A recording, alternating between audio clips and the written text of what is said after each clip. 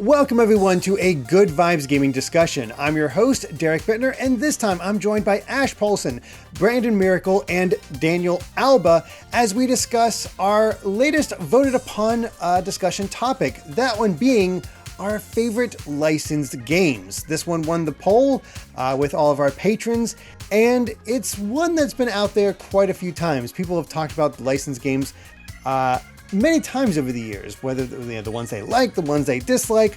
But hey, we're staying positive this time and talking about the ones we actually enjoy. I believe we're bringing about 2 each this time.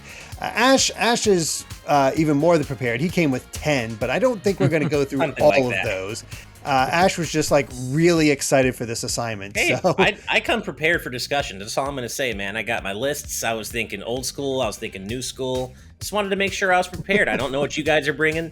I wanted to make sure I had enough to pick from that doesn't overlap with too many of your choices.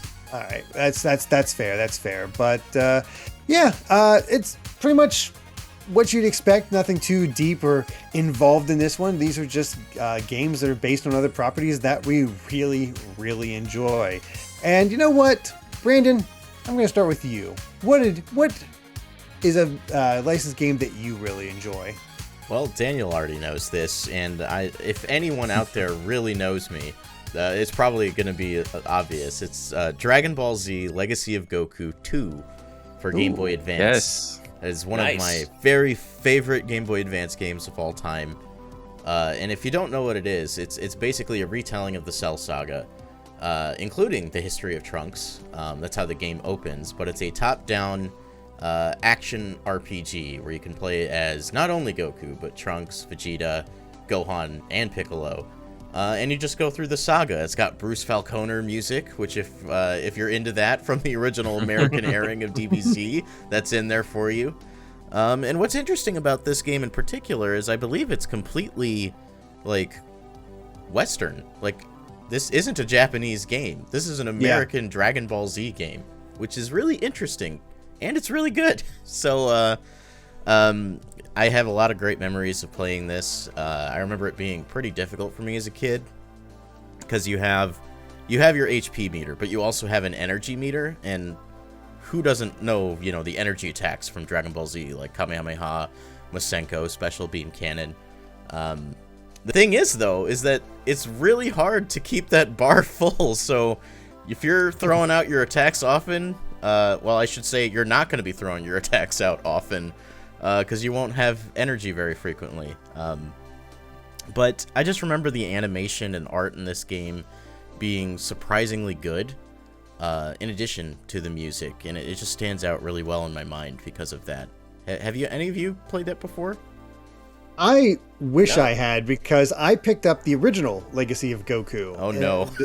That game has issues. That game is just bad. Let's be honest. I mean, you start out as Goku, Saiyan Saga Goku, having won the world tournament, and your first enemies are squirrels and wolves. Yep. I love it. I remember that, yeah. I actually remember hearing about this. I didn't play it, but this is ringing something in my memory, yeah. And his attacks are as follows. Punch and punch. Yes. Quite literally like this. Yeah, nice. It is all you ever do, and a lot of the boss fights literally came down to shoot a beam, run away. Shoot a beam, run away. Yep. And so because of that, I did not pick up Legacy of Goku 2. I'm like, well, I think I know what I'm in for, so I'm just going to skip this one. And you couldn't trust reviews at the time because it's like Dragon Ball, it's automatically garbage. So you couldn't get any good trustworthy reviews of what the Dragon Ball games that were good. You missed out on there's a lot of good Dragon Ball games out there. You just couldn't find them because the media at the time was just like, this is terrible, because they didn't watch it. Yeah. This was before the days of Dragon Ball FighterZ. So it's, you didn't know what you were getting when it came to the quality of licensed Dragon Ball games. It's not like now where you can you have games like Dragon Ball Z Kakarot, DBFZ, where it's like, oh, we know these are great games. This is before these wonderful times. That's not to say that, games like the Budokai series weren't well received. Fair enough. Fair enough. Yeah. They're fun. They're not on the level of like Dragon Ball Fighters, but they're definitely competent. So if if your experience with Legacy of Goku only extends to the first game, I'm sorry, but you have no idea what you're in for with 2 and Boo's Fury, which is the 3rd game in the series. Oh, there it is, right there. It is. Look at the foil cover and everything. I know. Nice. It looked cool, but I'm like, you fooled me once. I couldn't do it. It's like a fully fledged, action RPG. And we were talking about the attack animations before. Like in the first game, it's just punch, punch. But in the second game, they basically encourage you just to mash that A button because you'll throw out punches in different directions. You'll do kicks. It just makes you feel like you're in the anime, which, not a lot of games were doing back then.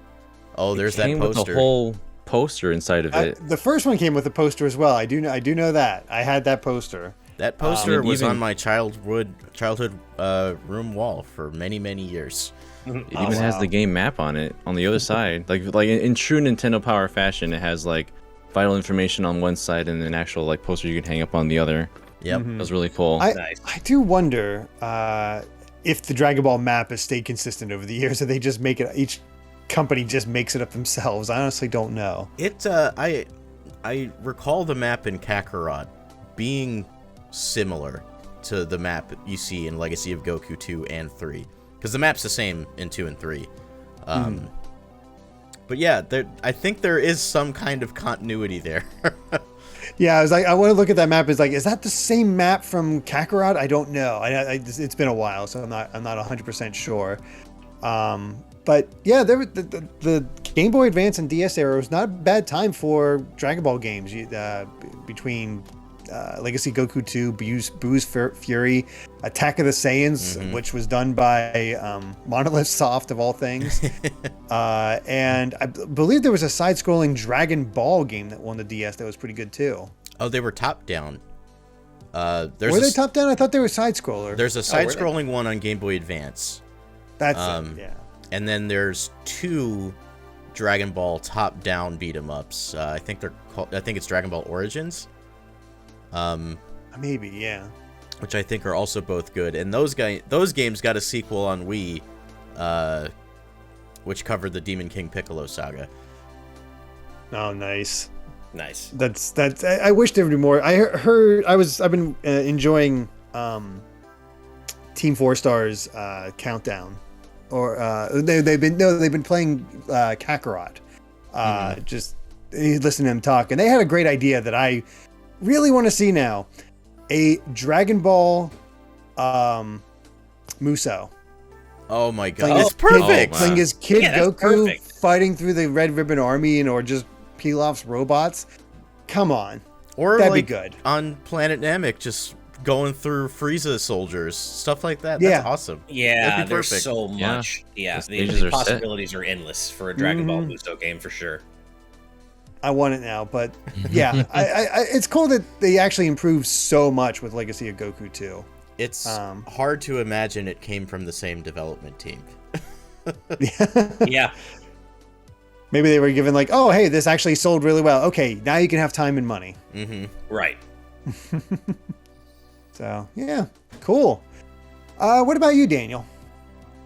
For me, let's see. I think one of the first games that come to mind as far as licensed titles, and one of the first games I ever actually played, would have to be Teenage Mutant Ninja Turtles 4: Turtles in Time for the Super Nintendo. Yeah. Nice. And I think everyone here knows we're all big fans of the Turtles here on Good Vibes Gaming. Absolutely. Yeah. We're still waiting on more news for Shredder's Revenge. And Brandon and I just played River City Girls, which was a beat 'em up. And that just brought me right back to thinking about Turtles in Time.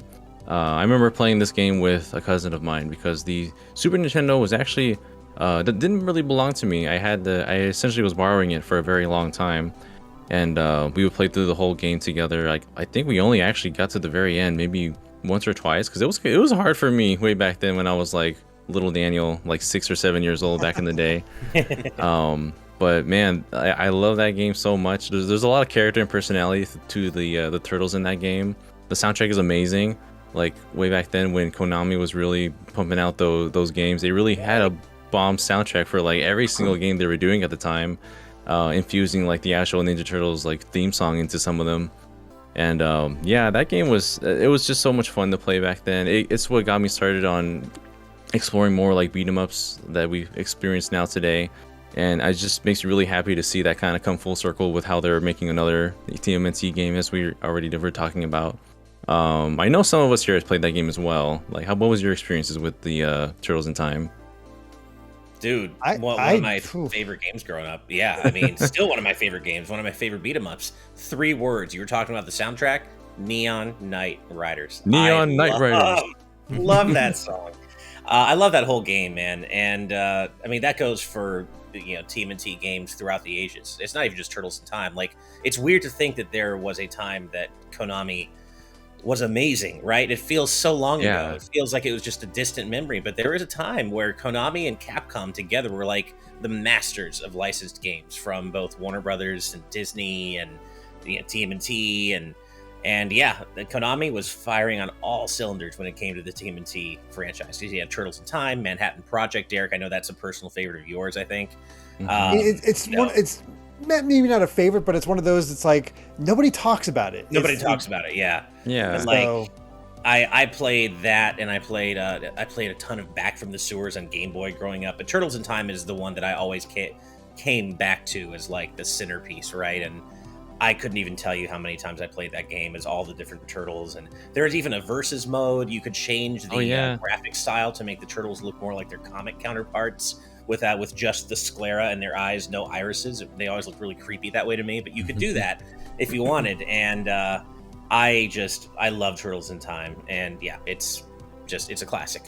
Yeah, the Super Nintendo had just 2-player options, but if you were in the arcade, that version you could play as all 4 turtles at the same time. And that was like, I've done that like exactly once. I only had the opportunity to do it with 4 people one time, and that was like incredible to just, it felt like you were a team.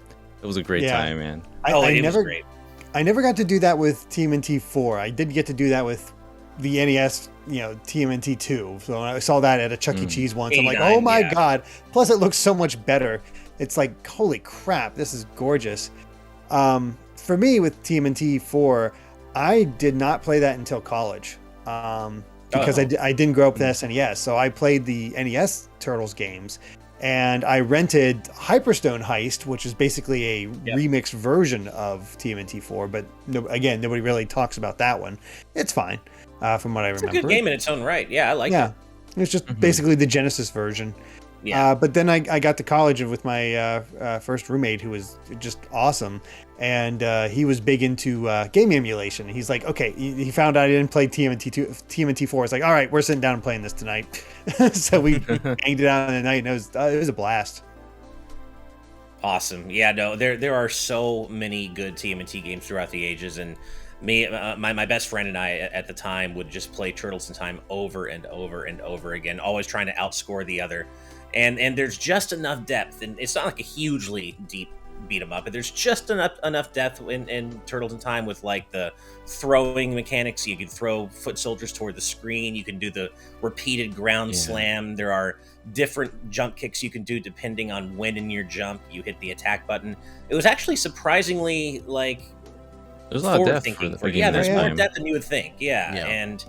And each of the turtles controlled just differently enough. They had different walking speeds, different weapon ranges. Of course, Raphael with his sai, he's got the least range, but he's also the fastest to make up for it. Donatello, he's got massive range with his bow, but he's kind of a slow, chonky turtle in this game. He walks super slow to make up for it. There's just I love this game so much. And then you've got the iconic voice clips. Big Apple. 3 a.m. It's so good, man.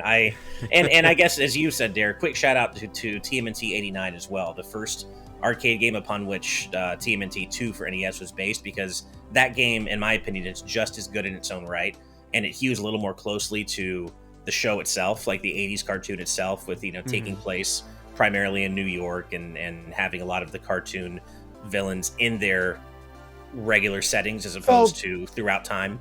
It felt badass as a kid because you're going through the city and they're just overrun with foot soldiers. It really felt like it's like the entire city's been invaded, and it's like beating down wave after wave of these guys. Like, man, this is just awesome.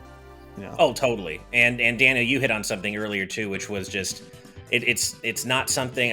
I fear that with the way arcades are kind of just dying / dead, I feel like they've had a bit of a resurgence lately, but they're still mostly dead. I feel like current and future generations won't know the joy of walking up to a few strangers at a TMNT arcade cabinet and picking your favorite turtle, hopefully if that's the one that's not being played, and just feeling that sense of team camaraderie where you're like, hell yeah, we're all the Ninja Turtles and we're going to play together as a team of 4. It's the same thing as like the X-Men arcade game, right? The 6-player giant widescreen one. It can't be replicated at home. Like, I mean, if you're playing couch co-op, that's one thing. But getting online and playing, it's not the same thing as playing on one of those arcade cabinets with people you don't know or friends and just all taking control of a different turtle. There's something very special about that. Yeah. What are your experiences, Brandon? So, I played it a little later in life, too. Funnily enough, I actually just played through the entire game, like, I think it was not even a month ago, with my friend Logan, who is also into emulation. So, he had a Raspberry Pi set up, we plugged it into my TV, grabbed some Xbox controllers, and just had a good time. That said, I have also gotten to play the original arcade machine. There is an arcade in Chicago called the Galloping Ghost, and it's just like 3 or 4 buildings worth, just wall-to-wall arcade machines from, every era.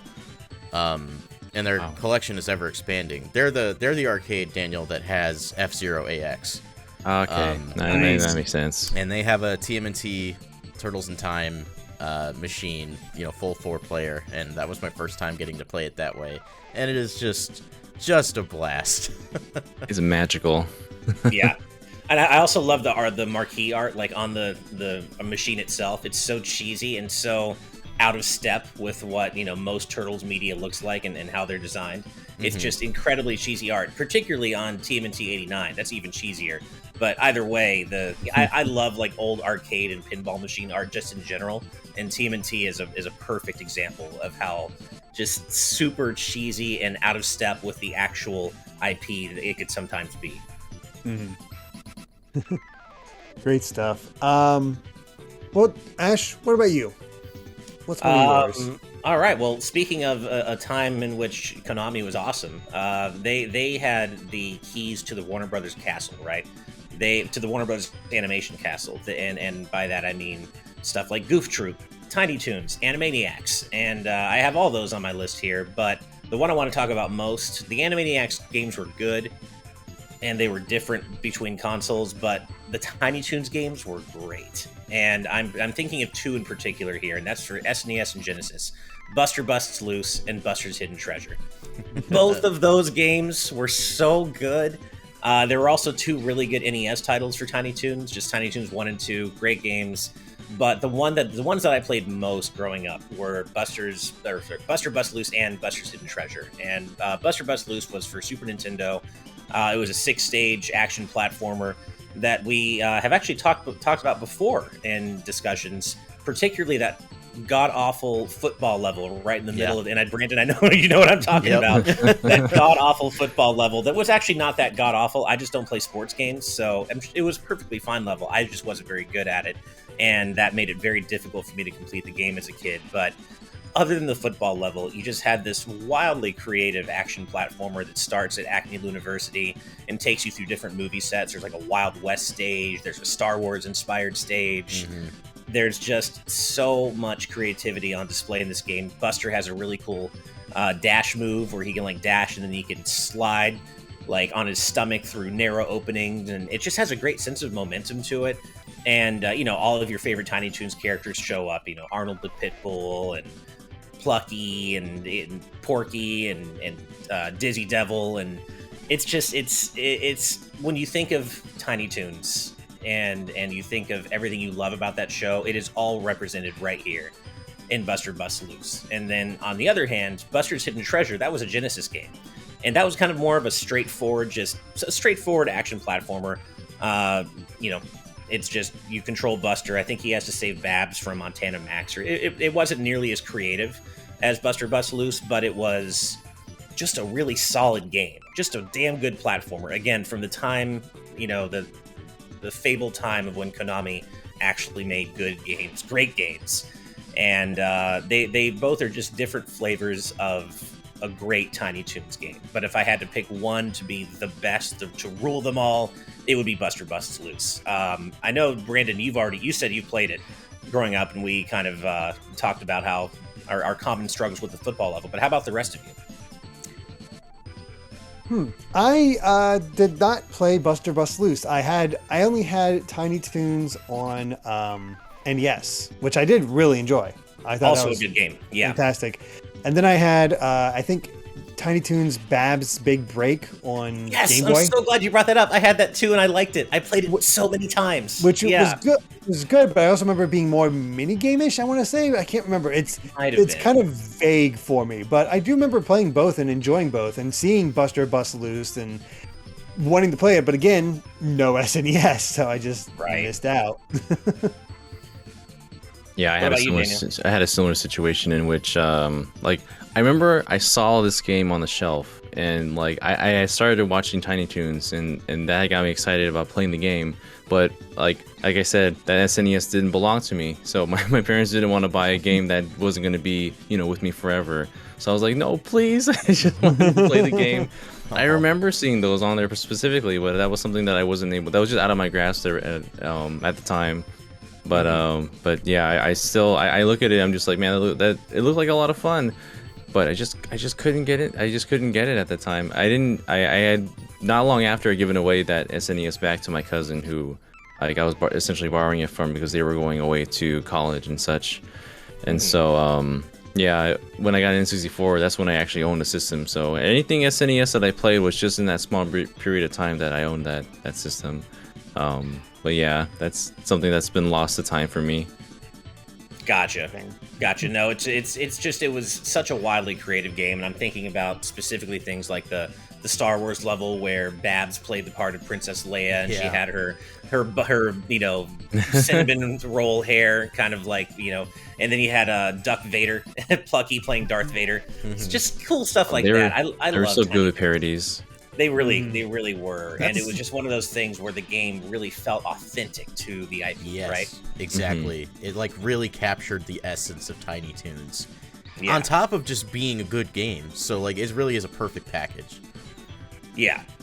It was definitely something that Konami excelled at in general. Like as I said, I also mentioned Goof Troop and the Animaniacs games, and those also I think did a particularly good job of capturing the feel of their IPs, but not quite as well as the Tiny Toons games did. And I just have randomly enough, I woke up probably this is normal for me if you're me, because I'm always hearing video game music in my head. But randomly enough, a couple of months ago, I woke up and just hearing the first stage music to Buster Bust Loose in my head. I don't know why. It just happened to be where I woke up and I could just hear it playing in my head, and I'm like, that's just, a game sticks with you if you just randomly wake up hearing a song from it for no reason. I wasn't thinking about Tiny Toons. I wasn't watching it. Just woke up hearing that music and thinking, man, Buster Bust Loose was an awesome game. Also, awesome name, but such bad / good out of context fodder. I feel like I'm going to hear Buster Bust Loose out of context a lot from this discussion. Perhaps. Yeah. But yeah. I guess for mine, I have to highlight a hidden gem that nobody ever talks about, and that would be Street Fighter the movie, the game. No, I'm kidding. Oh man, I was like, hell yeah. I did own that growing up. Could never beat it because you had to play as Guile, and God, that was awful. But I did have that game growing up. Still do, actually. Nice. No, I have to kind of go back to one of my first licensed movie games, and God, I love the original Batman on NES. Oh yeah, man. That was a great game. Oh, it's so much fun. It's so good. I had no idea it was based on the movie until I got to Joker and started getting lines from it. Like, oh, wait a second, this is actually based on the movie. Before, I just thought it was beating up thugs and like it was just a Batman game. But no, I mean, you have all these interesting gadgets. You got some really cool level design, and God, that game's hard. Yeah, it is. Have any of you actually beaten it? No, not. I think I did with Game Genie back in the day, but no, not without. I got the actually played Joker. that I replayed it not too long, a while, like 2 years ago or something like that. Just like, all right, I'm older now. I can do this. I can beat this. I got the Joker, and it's just like, nope. And it is so freaking hard. Well, and Batman has that like stumpy little punch, like he's just a little punch animation. He has like no range. Yeah. But man, did that game do a good job of capturing the grittiness of Tim Burton's Batman universe, right? Like even just the first stage, you're in the dark city or the dark underbelly of Gotham, and the music is all. That's another game where I can hear the first stage music. Oh God, yeah, easily. Yeah, and it just captured that grittiness. One of the best wall jumps in gaming as well. Oh, there was a heft to that wall jump in Batman. Yep. Yeah, there's a slight delay as he kicks off the wall, and it feels really good to do. I completely agree. That is a great but a very difficult game. Yeah, that was a game that I also I only really observed my family members playing it. Like, I would go over to their house back in the day, because I never owned an NES. But I would see family members playing it, and it looked hard. Like, they get frustrated just playing it and me watching them. And I've always wanted to give it a try anyways, and I think I did. I got, like, almost nowhere because I didn't know what I was doing. And the fact that it's just really just too hard for a little kid to really handle at the time, for someone that just hardly was getting into games. But I remember the aesthetic of it, and it looked really like just Batman. That was impressive for the time. The best thing about it was that you had infinite lives. You could just throw yourself at that game for as long as you wanted. Did you? I didn't remember that. You can continue from where you died? Like, or is it just... Well, you have to start at the beginning of the level. Well, you have lives, but you have infinite continues. Oh, infinite continues. Oh, that's what I mean more. That's cool. I don't think I remembered even that either. I beat Joker if I had infinite lives, but with infinite continues, you have to get through the entire level. Yeah, it's a bit tougher. Right, and that's what save states are for. I do love that the proliferation of things like save states, rewind can make some of those very difficult classic games more accessible to modern audiences who just don't, whether it's skill based or not, just don't have the time to throw throw themselves against the wall over and over again and replay levels until they finally beat one. Right.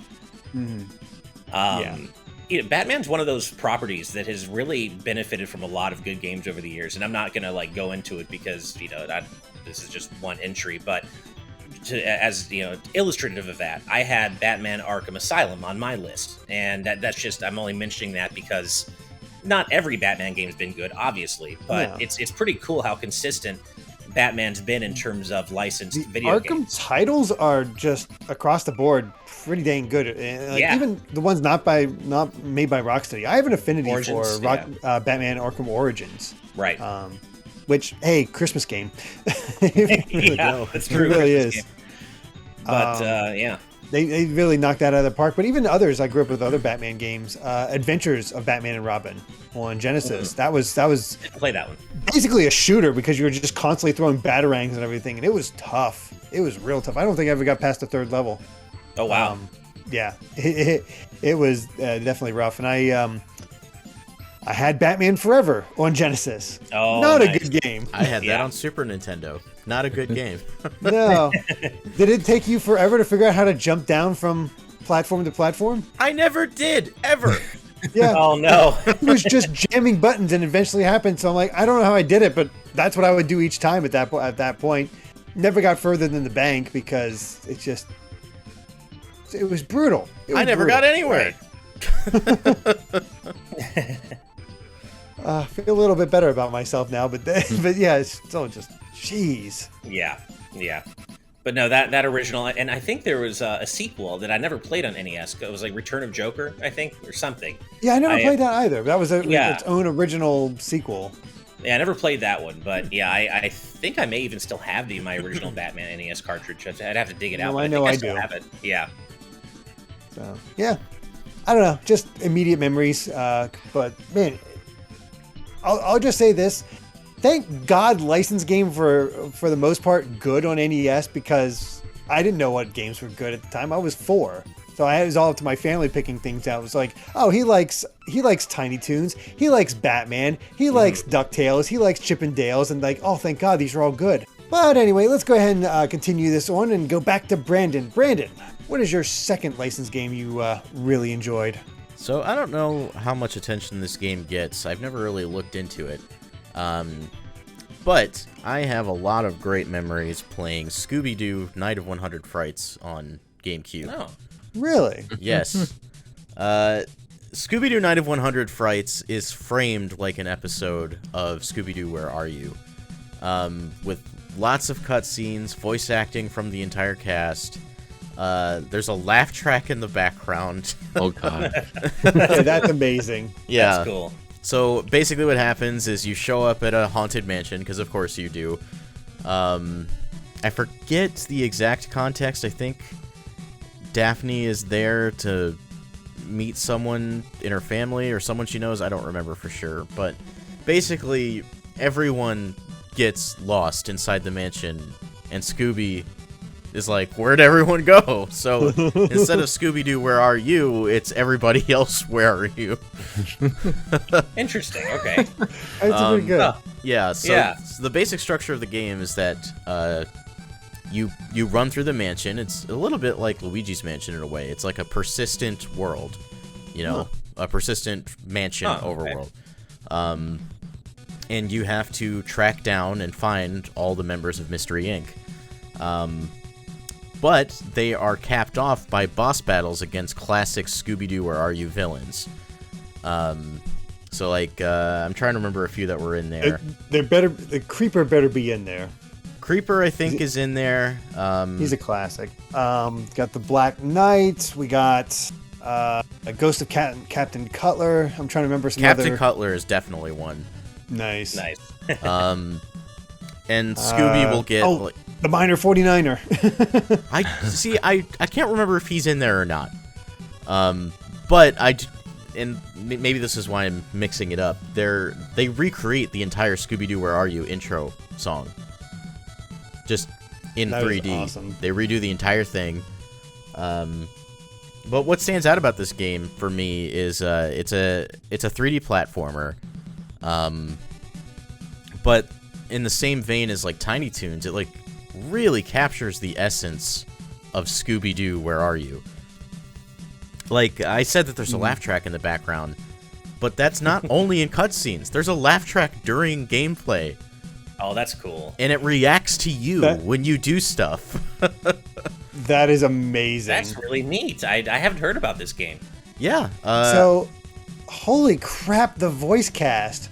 I looked up the Wikipedia for it, and they got one character is voiced by Tim Conway, another character is voiced by Don Knotts, and then another character is voiced by Tim Curry.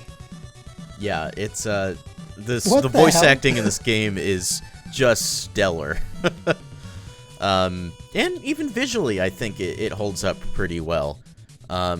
If you like Scooby-Doo, Where Are You? And if you're nostalgic for that, like, I think this is probably the best Scooby-Doo game you could play. Not that I think any of the others would be good to play at all. I don't actually know. This is just the one I had. Yeah. I think I got this as a Christmas gift from like my grandpa or something. It's one of those gifts you get from someone who doesn't really play games or know about them. Like you were saying, Derek, they just know the things that you like, and that's kind of how this happened. There's a game based on this. They have to. They'll probably like it, right? Right. Another thing I remember is after each boss fight, you would save a member of Mystery Inc. But also, Scooby would come across like a video of this like old professor who had invented some gadget or something. And you'd watch a video demonstration of the gadget. And there's one in particular I remember. There were galoshes. Just 4 galoshes for Scooby to wear to, like, walk over mud and stuff and whatever. And there's this one shot I specifically remember of the professor licking the galosh and saying it tasted like banana or something. What? That was, like, an element of his design. That's blown it out of context. Okay. Yeah. That's interesting. So it's the kind of silly goofiness you could expect from Scooby-Doo, just all packed into a pretty stellar video game, I would say. Nice. I'm shocked because the thing is, I played Shrek for my Twitch stream a while back, and somebody was suggesting that I should play this game. You and I'm should. like, I'm like, oh, they're trolling me. They also, I think, suggested it for Halloween, for a Halloween game, and I'm like, okay, I think you just want to troll me like with dealing with Shrek 2, which is not a good licensed game. I don't care what you say, that is a terrible game. But the fact that you have such good memories with this, and they actually do. I grew up with Scooby-Doo. I love Scooby-Doo. I'm sorry. This might make me a mark. The fact that you actually enjoy this, Brandon. I think you would like it. Like, I mean, at the end of the day, it's still a licensed game, and there are some, flaws that will come with that. But overall, like, it's a pretty solid game, and it just speaks directly to the Scooby-Doo fan. Right. It's got a solid 7 out of 10 for average score. Yeah, that seems right about where I'd put it. Yeah. Huh. Nice. I have never heard of this game, but I'm also not like a big Scooby-Doo fan, so I probably wouldn't have heard of it. I mean, I don't dislike Scooby-Doo. I'm just like kind of like, hey, Scooby-Doo's cool. You know, I've watched a bunch of Scooby-Doo, but I'm not like when you guys were naming villains. I'm like, mine are 49. What? Who? How did they? Like original Scooby-Doo? Where are you? What are you talking about? I watched this with my dad all the time. Growing up, I just never really remembered the names of the villains or anything. So I don't know. I liked Scooby-Doo just fine, but I hadn't heard of this game, and that's cool. In any licensed property that successfully captures the spirit and essence of what it's based on, I think that's the most important thing to get right out after just competent solid gameplay. Yeah. Yeah, like you never want a licensed game to feel like a game with the IP slapped over it. You want it to feel like organic, right? Like organically like whatever it's based on. And that's exactly, what a Night of 100 Frights is like. You play that game and you're like, this is a Scooby-Doo game. A little better than the other games like Cyber Chase and stuff like that. Right. Well, I think you're throwing pies at enemies or something. It's dumb. What? Oh, God. Well, Daniel, you going to throw us a curveball? Probably. I did not expect Scooby-Doo on this list. Same. I'm expecting a title that probably nobody else here has ever really played as well, but I really adore and I've played a lot of my time. It's called Lego Racers for the Nintendo 64, and I still have this today. Okay. I know there's a lot of Lego games that many people adore and love, like the ones with licensed properties like Star Wars and such, but I really enjoyed playing this game back in the day. I remember way back then, it was for me it was a surprisingly robust card creator back in the day, because I mean, it's Legos. Of course they would expect you can create your own carts. They would have their own properties, they would have their own like weights and speeds depending on how you create them. And there's also some elements like when you race the game, and when you race, there's if you play Diddy Kong Racing, you'll have a good understanding of how the item system works already, because there's 4 different colored bricks. There's like red, blue, green, and yellow. And the way it works is there's also colorless white bricks laid out throughout the stage. So unlike in Diddy Kong Racing, when you get one colored brick, you need to stack on these colorless white bricks, and when you start doing that, they start to power up and become like more potent as they would in Diddy Kong Racing. And it's not just making it stronger. Like I remember the red one is like your Koopa shell. You shoot a cannonball for level 1, but at level 2 it's a grappling hook. And so when you use the item, you'll latch onto the nearest character at you. That character will get like stuck in place, and you'll like catapult forward like as you launch off of them. And like the level 2 was like a lightning wand in front of you, so anyone that was in front of you would get zapped for a limited amount of time. Oh, cool. And then the most powered up one was like 3 homing missiles, like guiding rocket. And they did that throughout the like all the power ups were unique that way. They weren't just, I think just the shields were like more like when you stack on power ups for the shield, they would just be a longer lasting shield for any obstacle. I think the strongest one was the boost. Like those are the green ones. Like when you get the first one's like just a regular boost. The second one's just a stronger boost. The third one is like you start flying, like it's like a rocket boost. And the fourth one is you literally warp. Like you see yourself go through a wormhole, and you warp like a good fraction forward in the stage, and that was wild. And this was also a game where there were shortcuts, but you actually had to like blast away parts of the stage to access those shortcuts. That you couldn't just go through them, and that kind of made it a bit harder for. I think only like one computer player in particular during time trials would ever make use of them, and so you actually had to utilize those shortcuts in order to do like the time trials. But yeah, I remember there's like 4 different circuits with I think maybe 4 tracks each, and you would just kind of progress forward and beat the master of that circuit until you get to Rocket Racer, who's the main guy you see here on the the box. I remember he got they got actual Legos made, and I don't think I ever got them, unfortunately. No. But yeah, it was really cool back then, and just that kind of racing game. I know people hold Mario Kart and Diddy Kong Racing in really high regard, but this is just one of my favorites from back then, and it was just really fun to play. I don't know if you've ever played those Lego Racers, No, but I haven't, but I'd love to try it. yeah, I hold it. Maybe it's not as good as I remember, because it's been a long time since I played it, but I remember having a lot of fun with it. And yeah, it's 2 players only though. You can only play 2 players, not a 4-player game. It does use the Rumble Pack, which was very potent back then. I don't know. Yeah, Rumble back then was just, we're gonna shake the hell out of you. We're just gonna shake the whole controller. Yeah. But yeah, that's mine. I know people have been more associated with other Lego games back in the day, but this is the one that I associate most with, ironically. Fair Nice. enough. I know Lego has had a fairly strong, consistent history on the gaming side of things with more recent titles like Lego City Undercover. I didn't play it, but I've been told it was great. Mm-hmm. And going back to what you were saying, Daniel, about your game, so Lego seems to have had a pretty strong showing with video games in general. I'm sure they're not all good, but in general, it seems like they show up, more often than not. Yeah, they're one of the more consistent licensed series I've noticed throughout the years, and this game, I'm surprised there's only one other Lego racing game. There's Lego Racers 2, but that was on the PlayStation, and I'm surprised there's not more, because there's so much potential for customizing, creating your own karts. You would think. Yeah, I mean, Especially because we just got that Hot Wheels game, and apparently that's pretty good. And it is, yeah. That, Yeah. So I don't know. You think about Lego vehicles, and Lego City Undercover is right there. That's an element of that game. yeah. Just And make then it a just racer add in the Batmobile and the other licensed cars you have from those across those games. Come on, there's potential there. Mm-hmm. Right. Bring it all together, and you have one of the greatest. Lego racing. You have one of the greatest car racing games with licensed titles ever. Right. Yeah. But does it have the turtle van like Hot Wheels Unleashed does? That's the main question. You can make your own turtle van. Yeah, exactly. Cool. Well, what about you, Ash?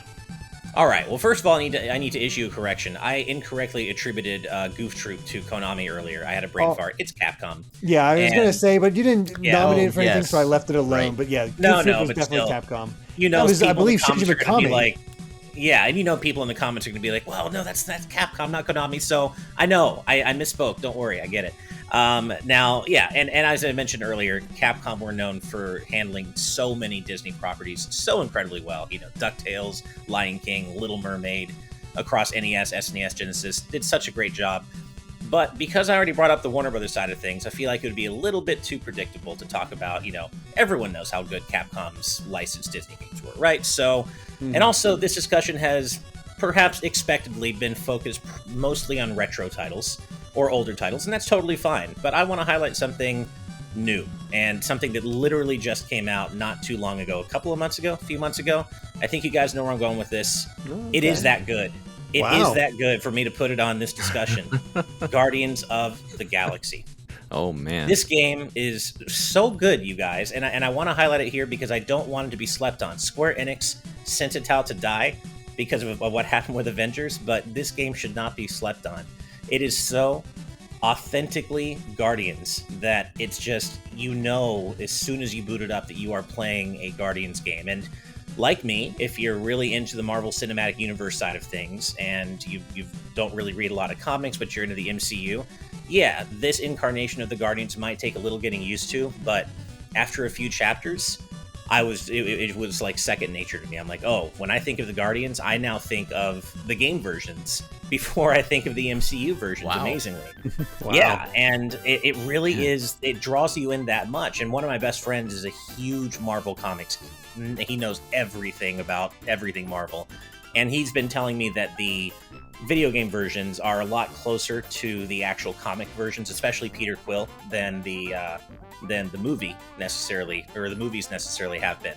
And it's just a different take on the characters, right? But the gameplay itself is just fine. It's good. It's you know, it's a good 3D action platformer / action shooter. It's a good game, but it's really what you come here for is the character banter and storytelling. And you guys, not that I always agree with the Game Awards and who wins each award, but there's a reason Guardians won Best Story of the Year at the Game Awards, and it's because it really is that good. This is a story that has continued to surprise and delight me at every turn. The further I get into the game, the better it gets. I'm now at the very end. I haven't finished it, so I guess there's a chance that maybe in the last chapter everything could start sucking and it doesn't stick the landing, but I highly doubt it. It's only gotten better as it's gone in, and there's a particular sequence a little later on in the game involving Mantis and Drax and Mantis, and it's a little bit past the halfway point, and it's one of the best sequences of any game I've played this year, period. And so that's, you know, I wanted to highlight something newer to kind of, you know, balance things out with all the retro games we're talking about, because, you know, as it turns out, there are still really great licensed games being made today. Avengers sadly wasn't one of them, but Guardians is. And I'm telling you guys, the writing and especially the character banter, there are so many times where I've like legitimately laughed out loud, or just been, as I'm playing, having just a great smile, a big old smile on my face, because you feel like you are Star-Lord leading the rest of the Guardians, and all the quips and all the back and forth banter. It just feels so authentically Guardians. And aesthetically, too, you've got these really bright neon colors. You've got these incredible character designs for all the different alien races that really lean into the weird side of the galaxy, like the Guardians movies do as well. So I could go on, and I'll be talking about this more in our Game of the Year discussions as well. But Guardians of the Galaxy, you guys, really great. Don't sleep on it. It really is as good as you've been hearing.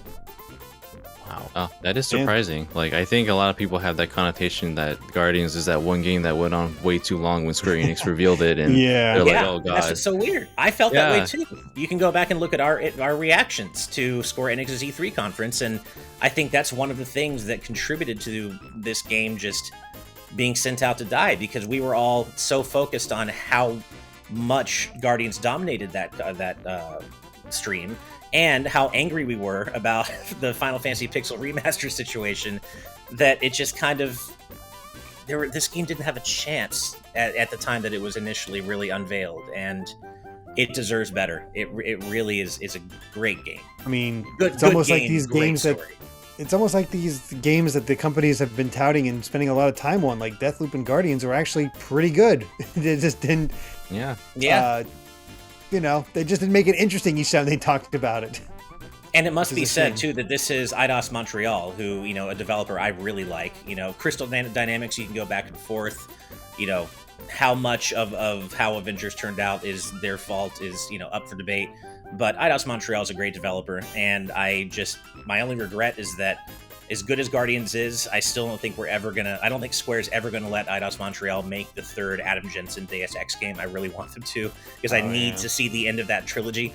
I need to have that cliffhanger resolved. But you know what? Even if not, Guardians proves that, yeah, maybe they're not getting to make Deus Ex, but they are still such a great developer who can really deliver on licensed properties as well. And I hope we see a sequel, but I don't think we will, because, you know, again, Square sent it out to die. I doubt sales have been great.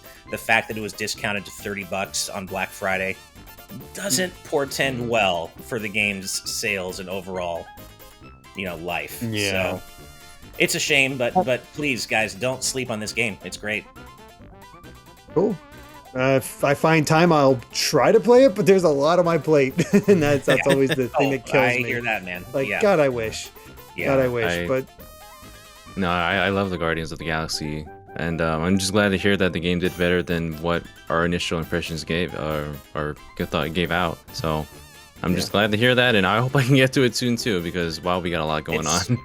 It's great, and if like me, one of your favorite Marvel characters is Drax because of the movies, he's a different flavor of that Drax, but just as funny, just as great. Drax is just the best, and I'm just thinking of so many different lines. And honestly, this version of Mantis may be my favorite character of any game this year. She's so funny. It's and she's and all the voice acting, like all the actors are so good. And I looked it up. None of them are big name actors. They're not recognizable names. So, Square really went in on finding the right people for these roles, and it's a great game all around. They really respected the property. Square does that a lot lately. There's some voice actors in Final Fantasy VII Remake, like a game like that with the leading characters. I hadn't heard of some of them before, and to hear they keep doing that with properties now, it's like kudos to them. Right. Yeah. Absolutely. Cool. For whatever reason, I didn't expect that, but that's the thing. I'm looking through lists. Like as you said, we have all the classic NES ones, the Disney titles, the Batman games. We got, Spider-Man recently. Heck, there's even some good adaptations of terrible movies like X-Men Origins Wolverine. That is a great game. That's actually a good game. Yeah. That is a really, really good game. And I've heard recently that Captain America First Avenger based movie is actually pretty good too. I've not played it myself, but it just goes to show. But I decided to focus on a game that nobody really talks about, and it's getting a sequel. And I wouldn't have picked it up myself, but a friend of mine actually worked on it. He was a game tester on it, and he was proud of it. Nice. So he sent me a copy, and so I played it, and I had a good time. I wouldn't call it like amazing or anything like that, but for an introduction into this world, I think it works, and that's Warhammer 40K Space Marine. Wow, I would not have expected you to bring that one up. Fair enough. Me either. It just got back to my mind because of that. I've only dabbled a tiny bit into Warhammer 40K. I went to a friend of a friend's house. I was hanging with a friend, and he was going over to another friend's and invited me along, and they were having this tabletop game night, and one of the ones they were playing was Warhammer 40K. And have any of you ever seen anything like that for those type of tabletop games like Warhammer, rather than D&D? I say I have. Imagine massive model kits with all this stuff set up, and you pick out your units because you have so many points, and you pick out your units, you place them, and then you just play out a battle where it's turn-based. It's a turn-based RPG just with real figures where you actually have like a tape measure. You're measuring how far their range is, what attacks they can use, and fighting the other side. You can use, like, if you shoot and it hits other things, congratulations, that affected those enemy units as well. And it was actually like really fun and cool. I couldn't afford it because it's expensive to get all those figurines and paint them and get all that stuff. But if you're into it and have the space and ability, it's awesome. And then there's all this backstory to all the characters, and that's why you can just jump into Warhammer 40K Space Marine just fine. It is simply an action game where you're tearing through these orcs with a chainsaw sword, having these crazy weapons. It works. It is a no frills game, I'd say. You're not going to get the most robust story or anything like that, but for what it is, it's kind of like Brandon. I think, Brandon, you recognize that obviously Scooby-Doo is not the best licensed game, but yeah, you kind of had fun with it. It was a connection to it, and that's how I feel with the Space Marine, where it was a good time and made me kind of more interested in this world, despite the whole overarching thing being everybody's terrible. There's not really any good guys here. There's just everybody's different layers of corruption or just chaos, literally. But it was still a good time, and I played my entire way through it and still had a blast. And I'm actually very interested in the sequel because of that. It's like, if they can pull it off again and make this just as fun as the first one, then heck yeah, I'll check it out. It's a good time. Nice. I know very little, almost nothing really about Warhammer 40k, so I don't really have too much to add about this, but Right. I certainly wasn't expecting it, and that's cool that you enjoyed it as much as you did. Yeah, it was, same here. Yeah. I don't know if it ever got a re-release or anything like that, but what we're saying is that we need re-releases of Warhammer, of Scooby-Doo, Lego Racers, you know. Mm-hmm. Yeah, And pretty much. We're in good shape. Right. This is the call to Yeah. action. Yeah, this Put is the call Lego to Racers on NSO now. action. Yeah, Yeah. deserved. Right. Before we wrap up, I have an important question that I don't think any discussion about licensed games would be complete without.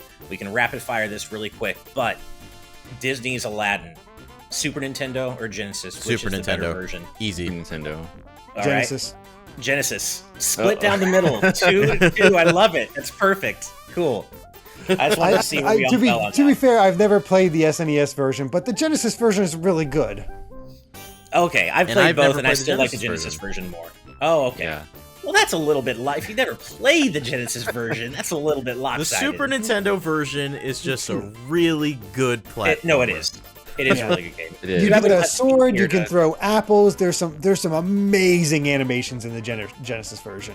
Yeah. It's too bad we don't have Steve here to be the tiebreaker. Tiebreaker. Yeah. Well, but maybe those of you in the comments can tell us which one you like more and be the tiebreakers for us. Yeah, please do. Yeah, exactly. It's not. I would. I also love to hear anybody's licensed games that they enjoyed that aren't the ones that everybody brings up, like Spider-Man and so forth. Like, what are some of those DuckTales. hidden gem licensed games that nobody really talks about that you really enjoyed? I'd love to hear that because I Yeah. honestly thought this was going to be like, all right, we're going to get Spider-Man, we're going to get Arkham Asylum, we're going to get all the usuals. But Brandon starting us off with a curveball thanks to Dragon Ball. Right? That was cool. Yeah. I was enjoy thinking that. of bringing up DuckTales, but I was like, you know what? Does anyone really need to hear Ash talk about the moon theme for like the 500th time? Like, you know, Right. everybody knows DuckTales is great. Everybody knows Hey. the moon is amazing. Like, yeah. I almost brought up the Incredible Hulk Ultimate Destruction on the GameCube, which ran better on the GameCube, and how you can surf uphill on a smashed bus, and that was fantastic. That's I actually remember that game wow. being pretty ridiculous. Nonsensical things like that. That's awesome. Yeah. I actually heard that was a surprised- fun playground. Oh yeah. I'm actually surprised none of us brought up Scott Pilgrim. I thought somebody might bring up Scott Pilgrim. Again, it's but one of those that everybody knows Scott Pilgrim is amazing. That's true too. That's true. Yeah, it's no secret. Yeah. It is always held up as one of the best licensed games out there. So, you know, trying to throw some curves this time around.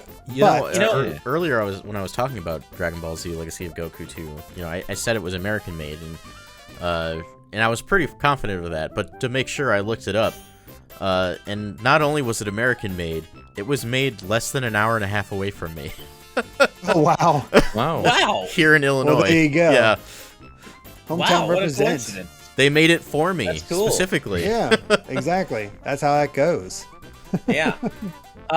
Really quick, not that we need to talk about it, but I've always heard Astro Boy Omega Factor held up as an amazing example of a licensed game. Have any of you played it? Because I never did. I emulated it a little bit and played a little bit, but it is good. I think you Nice. probably enjoyed it, Ash. There is a bit of a Mega Man feel to it.